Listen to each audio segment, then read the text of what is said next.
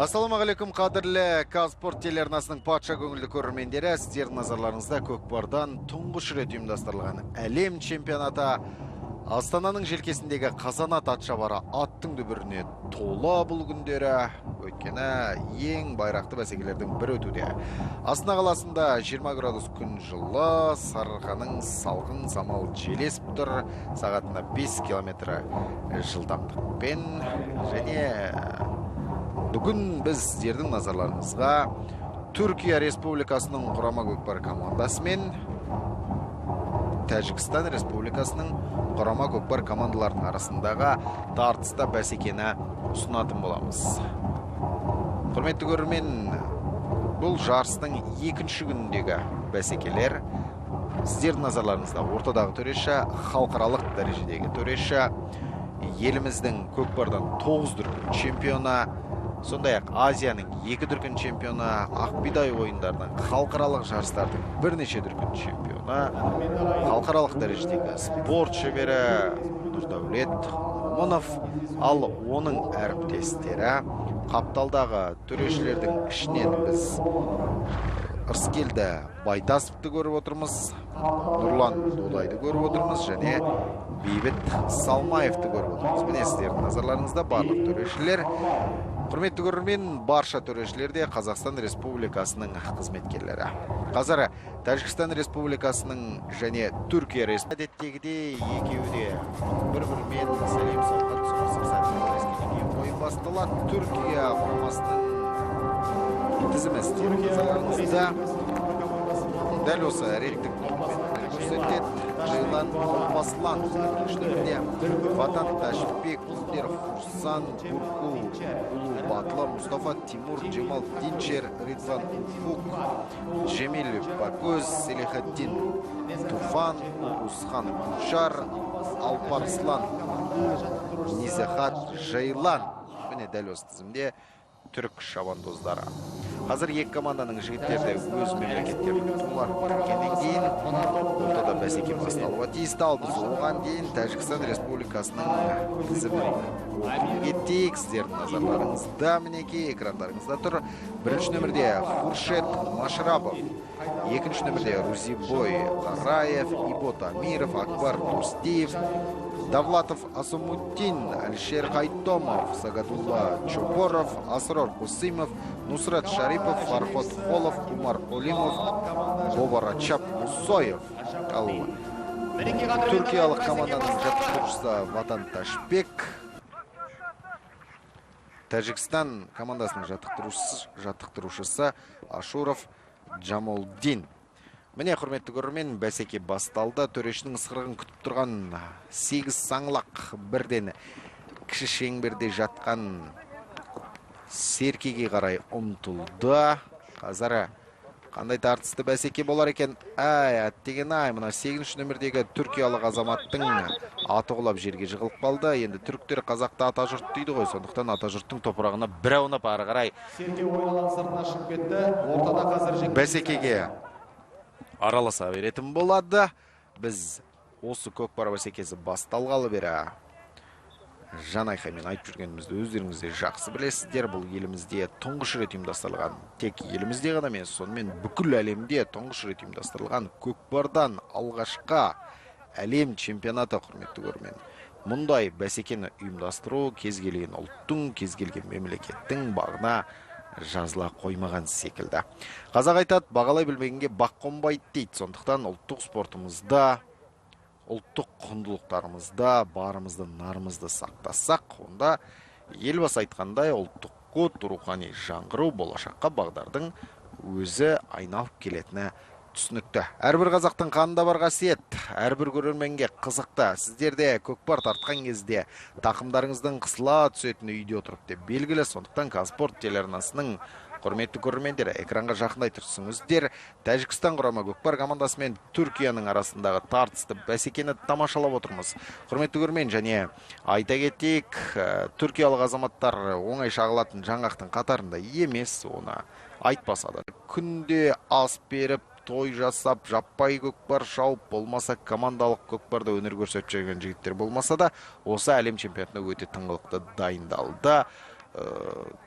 Біз Тәжікстан құрамасы туралы айтатын болсақ, тәжікстандық жігіттер Қазақстанмен өте жақсы байланыста. Дәл осы көкпарға келгенде Азияның 2013 жылы Астана төрінде өткен кезде 3-ші орынға, яғни қола жүлдені алған болатын. Тәжікстанның алғашқы шабуылы және бұл бірінші салым есеп ашылды. Құрметті ойынның 3-ші минуты.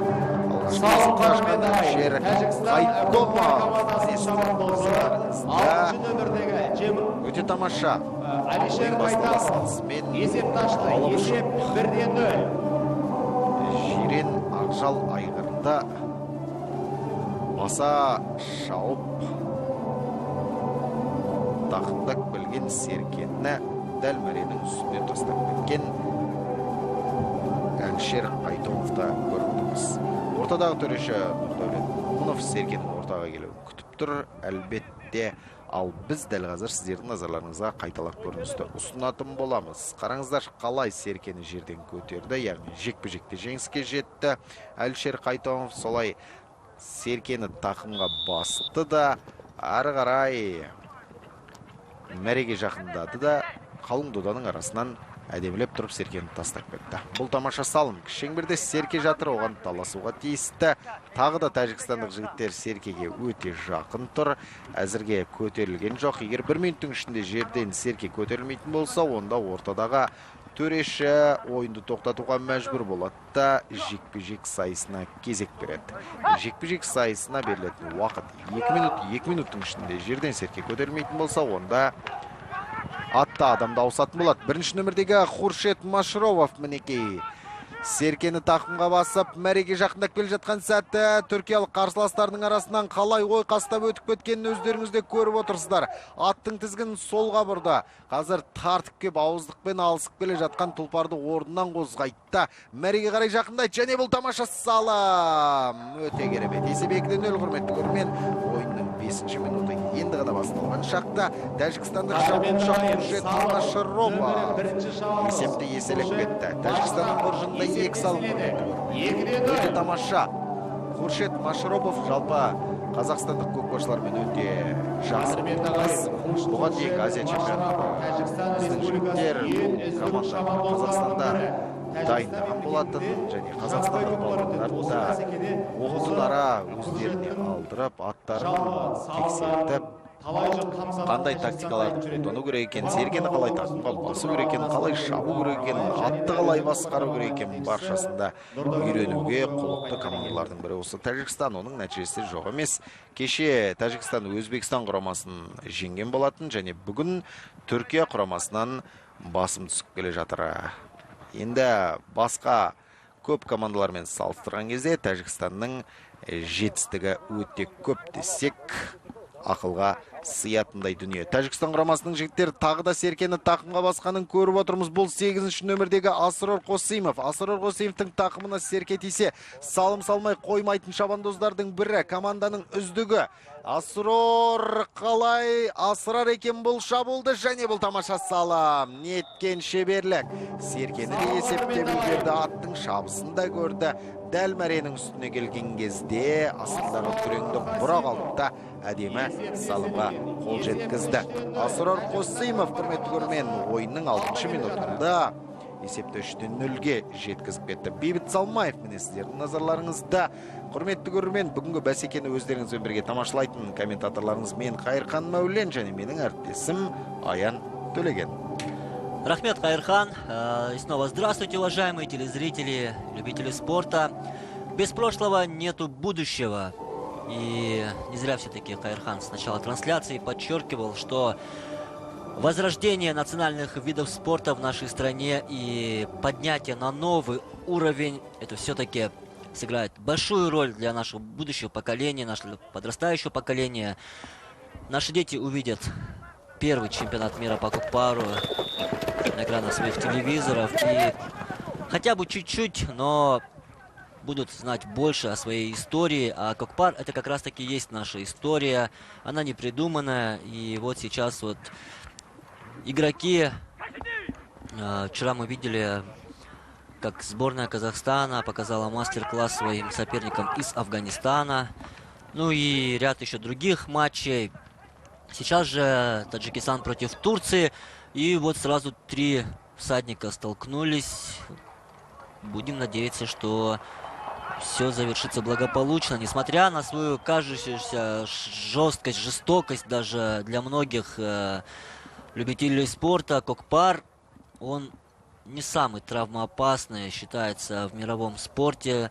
Для этого надо хотя бы чуть-чуть изучить правила современного Кокпара, посмотреть и вникнуть, проникнуться самой игрой. Тогда будет понятно, что эти крепкие парни на не менее крепких лошадях очень твердые и нелегко на самом деле нанести им травмы. Да. Не будем, конечно, говорить много о травмах, потому что это самый злейший враг любого спортсмена. Ну и сборная болельщиков Таджикистана, видите, неплохая на самом деле команда собралась по количеству. И видели мы и других болельщиков других стран. Это сборная Кыргызстана. Очень много людей приехали из солнечного Кыргызстана поболеть за своих земляков. Это радует на самом деле, то, что Астана Экспо 2017 объединяет дружественные нам страны, и все они собрались на дебютном чемпионате мира по Кокпару. Если говорить о самой игре, то по современным правилам Кокпара, повторюсь я еще раз, играют 2 периода по 20 минут. Всего в команде по 12 участников, но только 4 из них могут быть одновременно на поле. При этом меняться они могут хоть сколько. Можно менять не только всадника, но и лошадей. Но это все будет по ходу турнира, вы сами все увидите. Есть своя и система штрафов, как в хоккее, в принципе. 2 минуты удаления, синие, желтые, красные карточки. Пока что мы не видели. Ну и хорошо, что не видели удаление красной карточки. В основном это синие, желтые. Синие это 2 минуты, желтые 5 минут. Так вот, сборная Турция в своем первом поединке сумела обыграть американских ковбоев с хорошим счетом. Но их соперники, таджикские кокпаристы, считаются очень сильными на самом деле в мире кокпара. В 2013 году здесь же, в Астане, на чемпионате Азии, они сумели завоевать бронзовые награды. Это очень хороший результат в их карьере. Ну и, конечно же, соседство с Кыргызстаном, Узбекистаном, Казахстаном тоже играет свою роль, потому что постоянно, грубо говоря, борясь в одном котле, получаешь больше опыта, больше мастерства, ну, чем, в принципе, пользуются ребята, такие как Асрор Касимов и Алишер Кайдомов и Хуршет Машрабов. Очень много, на самом деле, знакомых для любителей Кокпара имен. Ну а главный судья, не главный судья, судья данного противостояния Нурдаулет Мамынов вообще, в принципе, в представлении не нуждается, потому что это один из самых ярких, один из самых известных кокпаристов в нашей современной казахской истории Кокпара. 9-кратный чемпион страны, ну и целая россыпь медалей у него и международных турниров, вот он на наших экранах. Поэтому сейчас мы все свои взоры обращаем на игру, на Кокпар, на чемпионат мира.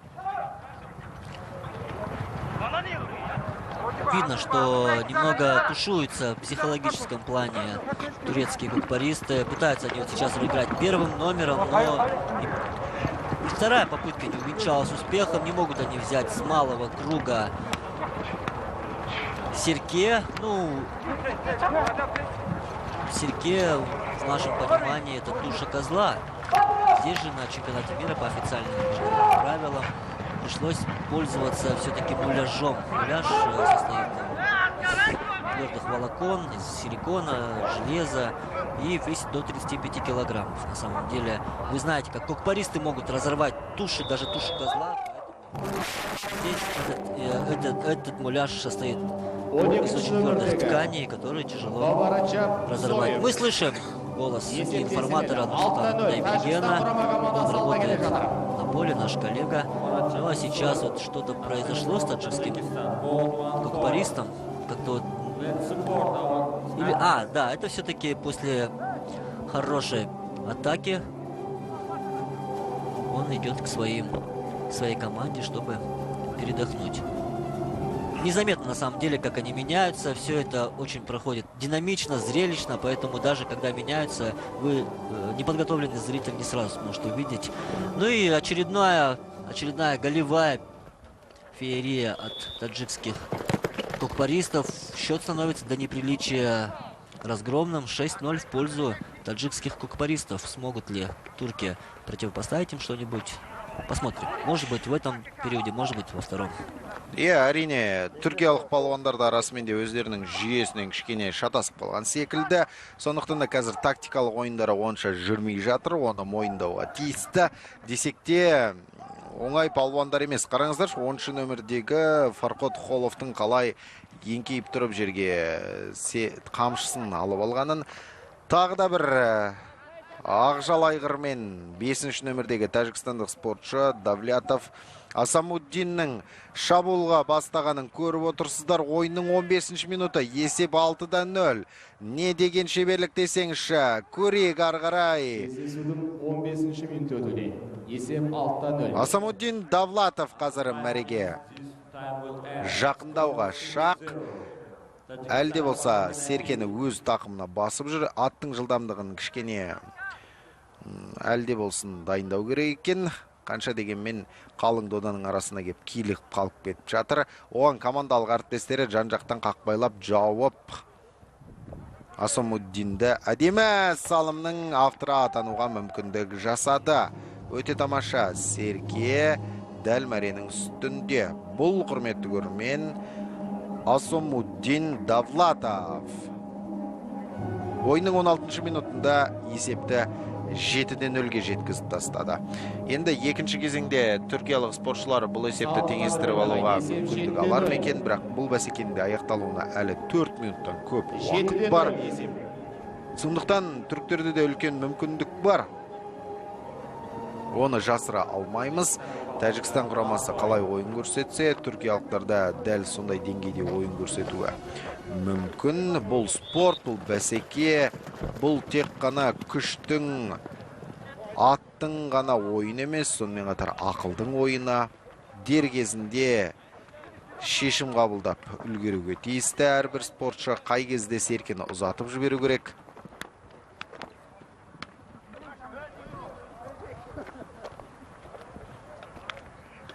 Қай кезде аттың басын қалт бұруға тиісті. Осының барлығын әрбір ойынша есептей алуға тиіс, құрметті көрермен. Серке ойын алаңның сыртына шығып кетуге шақ қалып тұр. Төрешінің қызыл жалауы көтерілді. Нұрлан Додай қызыл жалауды көтерді. Демек, ойын алаңнан Серке сыртқа шығып кетті деген сөз. Ортада қазір құрметті көрермен жекпе-жек сайысы болады. Жекпе-жекке қос командадан бір-бір спортшыны шығаратты. Төреші ысқырып қақып қала берген кезде аттар бір-бірімен алқыммен кездесіп, Серкені бірінші болып алуға екеуі де ұмтылады.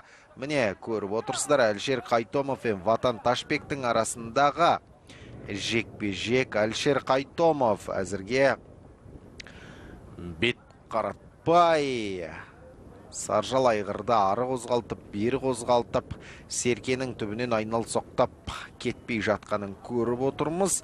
Көкпардың ережесіне сәйкес екеуіне берілетін уақыт 2 минут. Осы 2 минуттың ішінде Серке жерден көтерілмейтін болса, онда атты адамда ауысатын болады. Әлшер Қайтомов міне қайтып барып Серкені тақымға басуға ыңғай танытып жатқан көріп отырсыздар. Бұл жерде Ватан Ташбек кішкене Серкеге ұмтылуға тиісті. Екеуі де таласып қалған сәтті көріп отырмыз. Кімнің тақымында кетер екен Серке? Әй, бәрекелді. Әлшер Қайтомов Серкені өз тақымына басып алды. Аттың жүрісінде есептеп үлгеріп отырған сияқты. Кездесудің соңғы минуты және бұл салам, құрметті көрермен. Ойынның 20-шы минуты басталған шақта Әлшер Қайтомов бүгінгі бәсекедегі екінші салымның авторы атанып отыр. Алла, жалпы команданың қоржында 8 салым бар. Тамаша, қараңыздар, қайталап көріністен Серкені жекпе-жекте әдемілеп тұрып алды. Бірақ осы жерде Ватан Ташбек Серкеге жармасқан болатын. Десек те Ақжал айғырды тізгіндеген шай күреңді мінген Әлшер Қайтомов аттың басының қайым екенінде әдемі пайдаланып білді және шеңбердің дәл ортасына келіп бірінші бөлімнің тастады. осылайша бірінші кезеңге берілген 20 минут өз мәресіне жетті. Нұрдәулет Момыновтың бірінші кезеңді қорытындылаған ысқырығы естілді. Қорытынды есеп 8-0. Құрметті көрермен, Тәжікстан құрама көкпар командасының пайдасында кетті бірінші тайм.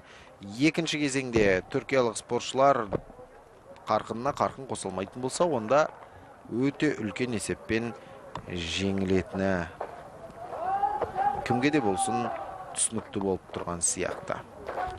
Алайда тәжікстандық жігіттердің өте мықты екенін осы ойыннан да байқауға болады. Кеше Өзбекстан құрамасының құрыш қолды тастай тақымы бар жігіттерін ойсырата ұтқанда есіңізде болар, құрметті жанкүйер. Сондықтан да таңғалатын дәнеңесте жоқ.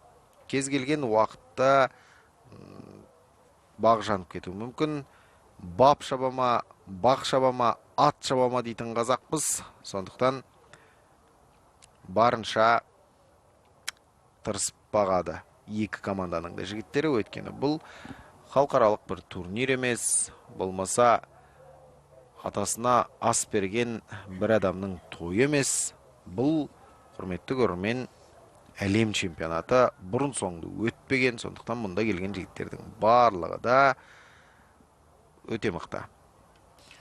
Да, конечно, имя каждого из участников на этом первом чемпионате мира по кокпару останется в истории мирового кокпара, и поэтому они это понимают, что несут, практически творят историю у нас на глазах и стараются, конечно же, стараются быть лучше, быть сильнее своих возможностей и прилагают к этому все, что наработали у себя на тренировках, на других турнирах. Ну, видим мы повторы первого периода. Ну, практически под диктовку таджикских кокпаристов прошла первая часть встречи. На самом деле, невооруженным взглядом видно их превосходство в игре против турков. В любом случае, показывает и история, и видели мы на этом чемпионате. Пока что не было еще в Астане, на ипподроме Казанат, сухих счетов. Всегда были либо голы престижа, ну или более 12-2 был счет, 10-1 был счет. Ну, сухих результатов пока еще на этом чемпионате мира нет.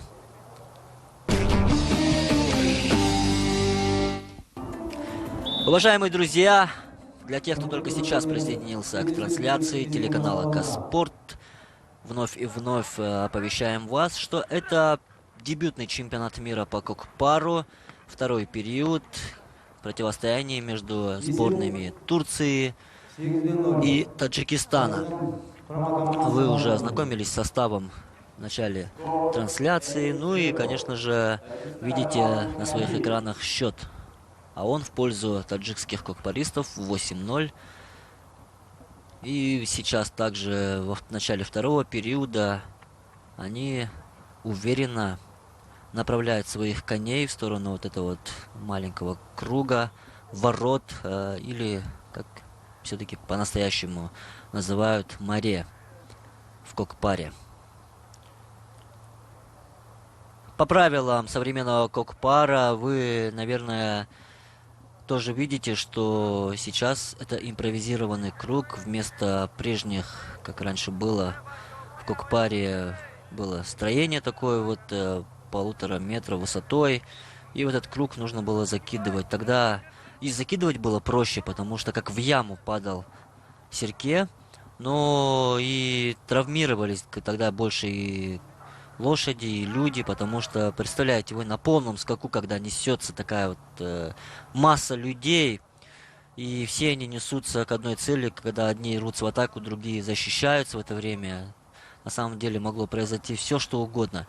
Ну, а здесь все видно, все как на ладони. Есть круг, кольцо, и как вот обычно баскетболисты закидывают свои яркие голы, так и здесь кокпаристы должны сделать то же самое.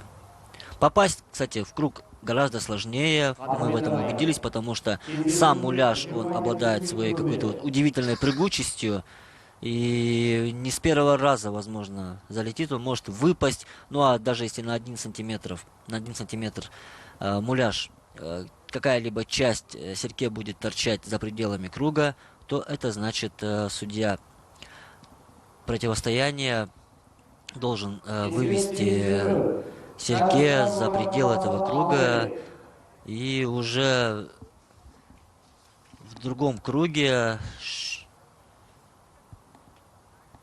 спортсмены снова разыгрывают тушу для того, чтобы попасть в море. Немножко успокоилась игра, утихли страсти, понимают таджики, что сделали хороший задел, видите вы счет 9-0. И сейчас можно немножко передохнуть, сохранить силы для будущих встреч. Напомню вам, что на чемпионат мира по кокпару в рамках Всемирной выставки Экспо 2017 прибыли 11 команд. К сожалению, сборная Азербайджана не смогла в последний момент приехать в столицу Казахстана. Но в любом случае от этого проиграют лишь они сами, потому что здесь такое противостояние, такой накал, ну и обмен опытом, конечно же. Видим мы таджикских болельщиков. Сидят они на ипподроме Казанат, болеют за своих земляков. Так вот, 11 команд, играют они по круговой системе в двух группах по 6. Ну, в одной получается 6 команд, в другой 5. И потом уже 27 числа, самый главный день чемпионата мира, он же завершающий. Тогда мы увидим поединки за 3-е место и, конечно же, за главный приз, золотые медали и звание сильнейших на первом чемпионате мира. Түрік балуанның тастаған серкесі расменде қалай мәренің ішіне түскенін көрдіңіздер. Бұл Низахат Жейлан ойының 24-ші минутында әйтеуір өз командасының қоржынына бір салымды сала білді. Бұл жерде қазір қайталап көріністен нақты көретін боласыздар. Серке мәренің жегіне тиіп артқа қайтты. Осындайда осы серкенің баламасы жасалған материалдың Түркия құрамасына қаншалықты көмектескенін өздеріңіз көріп отырсыздар. Міне шығып бара жатқан серке әдемілеп тұрып қайтадан іште қалып қойғанын көрдік.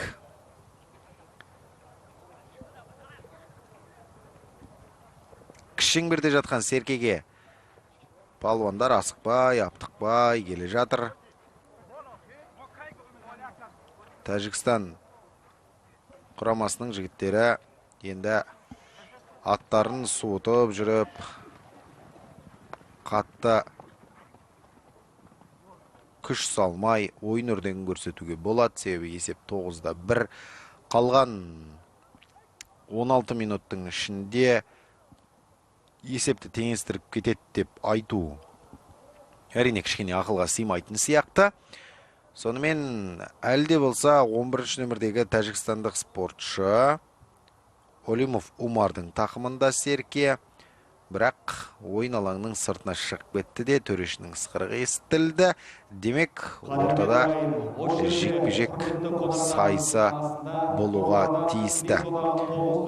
Расменде Тәжікстан құрамасының жекпе-жекке шыққан палуандар да өте мықты екенін көрсетті. 11-ші нөмірдегі Умар Олимов міне қазір Ватан Ташбекпен жекпе-жекте өнер көрсетуде. Ватан Ташбектің аты қарғып, кісінеп тұрып, қағып кірмесе де, әйтеуір барынша ыңғай танытуда. Аттан түсіп қалмаса болғаны, бірақ ерге қайтадан әдемілеп қонып отырып алды. 11-ші нөмірдегі Умар Олимовтың тақымында серке. Серкен нақтылап, жақсылап, тақымға басып алғымайынша ортадағы шеңберден шыққысы келмей тұр. Қаншама түрік балуандардың арасында жүр, бірақ мәреге жақын қазір тастай салса салым болуға тиісті, және бұл кезекті салым, құрметті көрермен. Ойынның 28 минуты басталған шақта Умар Олимов 10-шы салымды салып кетті өз құрамасы үшін. Есеп 10-1. Не деген тартысты бәсеке десеңші, құрметті көрермен. Енді Тәжікстан үшін деп айтсақ артықтық етпейді. Тәжікстан құрамасының жігіттері осы жолы салымды қалай салу керек екенін құдды бір қайтадан үйреніп келген сияқты өнер көрсетуде. Мүмкіндік берер емес қарсыластарына. Міне жекпе-жекте де Серкені әдемілеп тұрып тақымға басып алғанын көрдіңіздер. Және мәре сызығының ішіне аттың тізгін әдем бұрып кірді де командалық әріптесі 5-ші нөмірдегі Давлатов Осомуддин итеріп өз әріптесінің атын мәренің ішіне кіргізіп берді. Сонымен төрешінің ысқырығы бәсекенің 29-шы минуты басталды. Бұл жолы түрік балуандары Серкеге бірінші болып жеткен сыңайлы, бірақ кішкене жылдамдықтары бәсеңдеп қалған екенін көріп отырмыз. Екінші рет екпіндеп барып Серкені тақымға басып алған Ташбек Ватан команданың әрі жаттықтырушысы бұл азамат. Ташбек Ватанның тақымында Серке 5-ші нөмірдегі Тәжікстан балуаны тиіскен жоқ Серкеге. Бұл әрине салым. Асықпай, аптықпай келіп Серкені мәренің дәл ортасына тастап кетті. Ойынның 29-шы минутында Ватан Ташбек осылайша өз қоржындарына екінші салымды салып қойды. Ватан Ташбек бүгінгі бәсекедегі Түркияның атынан салған 2 салым болса, сол 2 салымның авторы әзірге 5-ші нөмірдегі Тимур Мұстафаның аты қарғып алған аяқтарын қатты көтергенін көріп отырсыз. Міне әдемілеп тұрып Серкені мәренің дәл ортасына тастап кетті. Екі командадан шығатын үздік 4-түк тақымға отырған бойы аттың бауырынан тебініп алға қарай ұмтылыңдар дегенін көрдіңіз. Екі команданың жігіттері кезек-кезек жерге еңкейгенмен Серкеге қолдары ілінер емес. Бұл Серкенің бұрынғыдан кішкене ерекшелігі кәдімгі шынайы Серкеден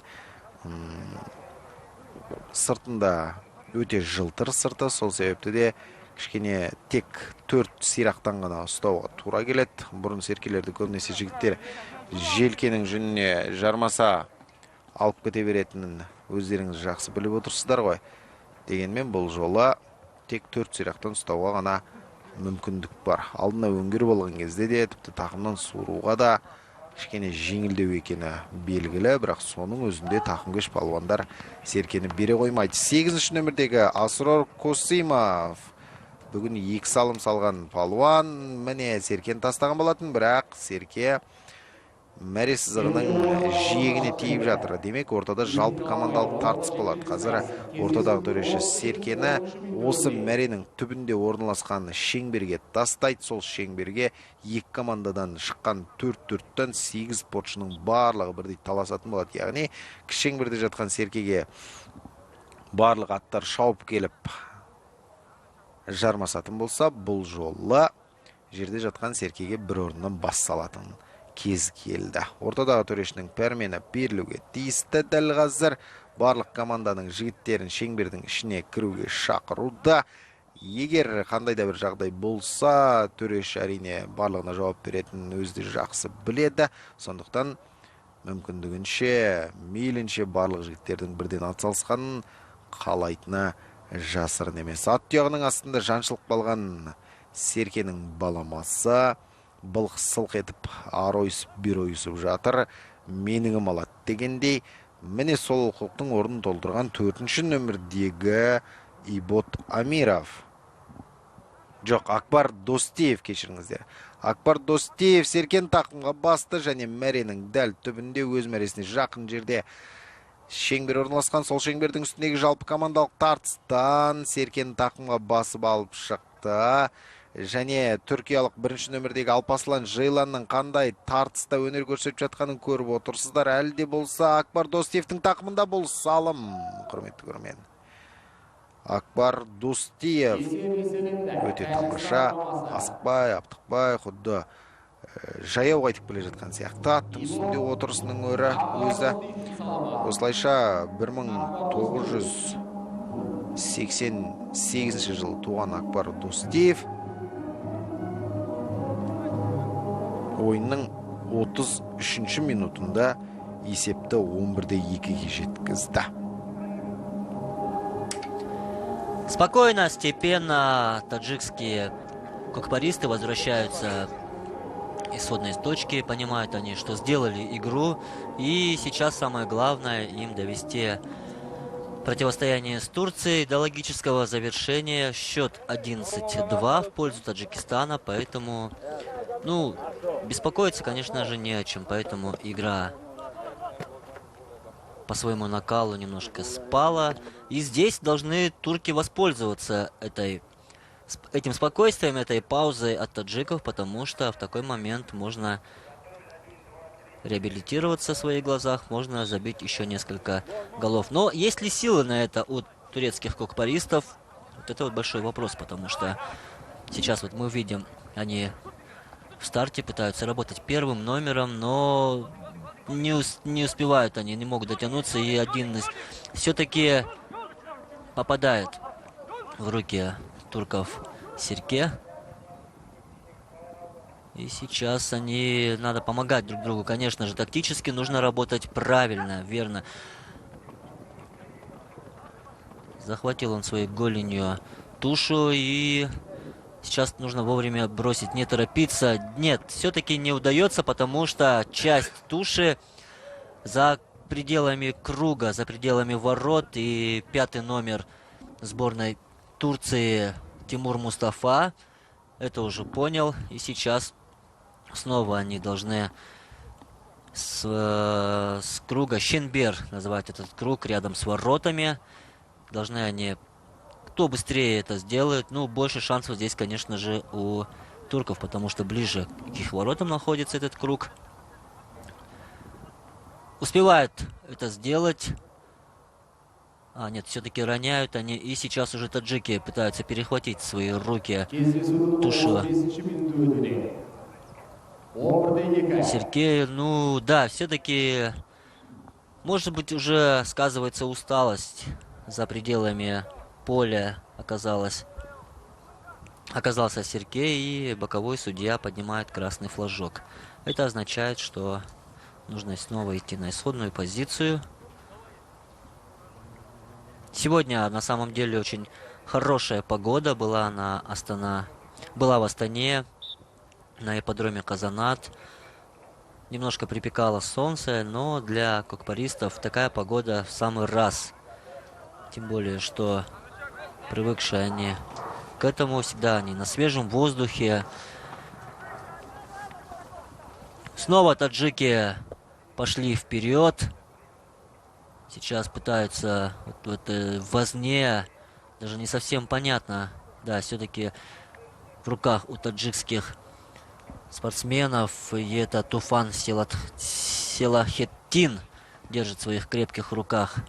Сирке пытается... Да, есть еще очередной гол. 12-й по счету в пользу таджикских кокпаристов. 38-я минута матча. И ошиблись мы все-таки в том, что успокоились таджикские кокпаристы. Нет, нисколько не успокоились, потому что игра есть игра, и здесь нужно бороться до конца.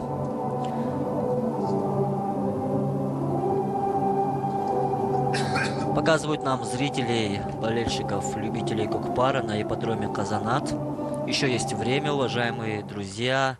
В течение всей спортивной недели на ипподроме Казанат проходит чемпионат мира. Поэтому, если вдруг вы каким-то образом оказались в столице в рамках Экспо или есть время, жителям столицы, конечно же, приходите на ипподром, поддержите казахстанских кокпаристов, и просто насладитесь этой по-настоящему мужской игрой, потому что на самом деле зрелище незабываемое. Видеть вживую Кокпар — это совсем другой эффект, нежели, может быть, по телевизору. Тем более, как вы знаете, сейчас эфир телеканала Каспорт прям на самом деле перенасыщен по-настоящему спортивными событиями. Это и универсиада в Тайбэе, это и стартовавший чемпионат мира по видам борьбы. Вы знаете, как наши ребята очень даже хорошо выступают. Есть уже несколько медалей у нас в нашей коллекции, в нашей копилке. Но, несмотря ни на что, чемпионат мира по Кокпару занимает свое достойное место в череде этих спортивных мировых событий. Поэтому, конечно же, здесь нужно выразить и благодарность нашим телезрителям, потому что смотрят они, знаем мы это по отзывам в соцсетях, смотрят они, болеют за красивый Кокпар. Ну и сейчас остается всего совсем немного до конца противостояния между Таджикистаном и Турцией. Турки, конечно же, понимают, что в этой игре все для них закончено. Если остается еще время забить гол, то это будет, судя по всему, на счету у таджикских кокпаристов. Расменде құрметті телекөрермендер, Астананың желкесінде орналасқан Қазамат Атшабара тұлпардың тұяғының дүбіріне толы екенін айттық. Рух асқақтап тұр ол жерде.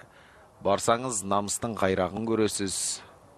Нағыз жігіттердің құйындатып шапқан көкпар бәсекесі көз алдарыңызда өтеді. Сондықтан елорданың Қазанат Атшабарында өздеріңізді күтеміз. Казспорт телеарнасы дәл осы әлем чемпионатының ақпараттық қолдаушысы болған біз өте қуаныштымыз. Өйткені еліміздегі тұңғыш спорттық арна көкпардан өткен тұңғыш чемпионатта көрсетуге құлқылы.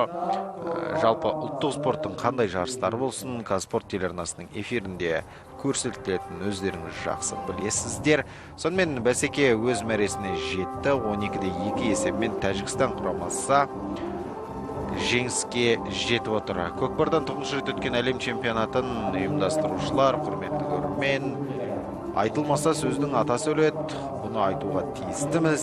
Қазақстан Республикасының мәдениет және спорт министрлігі бастысы, Қазақстан Республикасының ұлттық спорт түрлері қауымдастығы, бұл қауымдастықтың құрметті президенті Қайрат Сатыбалдыұлы, генерал-майор, ал президенті ұлттық спорт түрлері қауымдастығының Бекболат Тілеухан, мемлекет және қоғам қайраткері, бүгінде парламент мәжілісінің депутаты.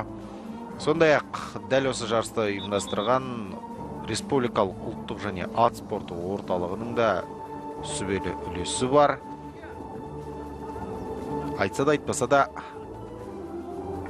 Қазақстан телерадио корпорациясы, Казспорт телеарнасы бұл чемпионаттың ақпараттық демеушісі екені әмбеге аян болып тұр. Қайталап көріністерді көріп отырсыздар. Сіздерге барлық салымның бірін қалдырмай, қандай комбинациямен барды, қай кезде қалай шабуылды ұйымдастырды, кім серкені жерден көтергеніне дейін бірін қалдырмай көрсетіп отырған режиссерларға алғыс білдіреміз. Сонымен біз көкпардан тұңғыш рет ұйымдастырылған әлем чемпионатының аясында өткен іріктеу сындарындағы Тәжікстан мен Түркия мемлекеттерінің құрама көкпар командаларының арасындағы бәсекені аяқтадық. Өздеріңізбен Казспорт телеарнасының эфирінде тілдескенімізге өте қуаныштымыз. Қырғызстан Республикасының құрама көкпар командасы мен Өзбекстан Республикасының құрама көкпар командасының арасындағы тартысты бәсеке сізбен бізді күтеді. Сондықтан Казспорт әрбір шаңырақта қосылып тұрсын дейміз.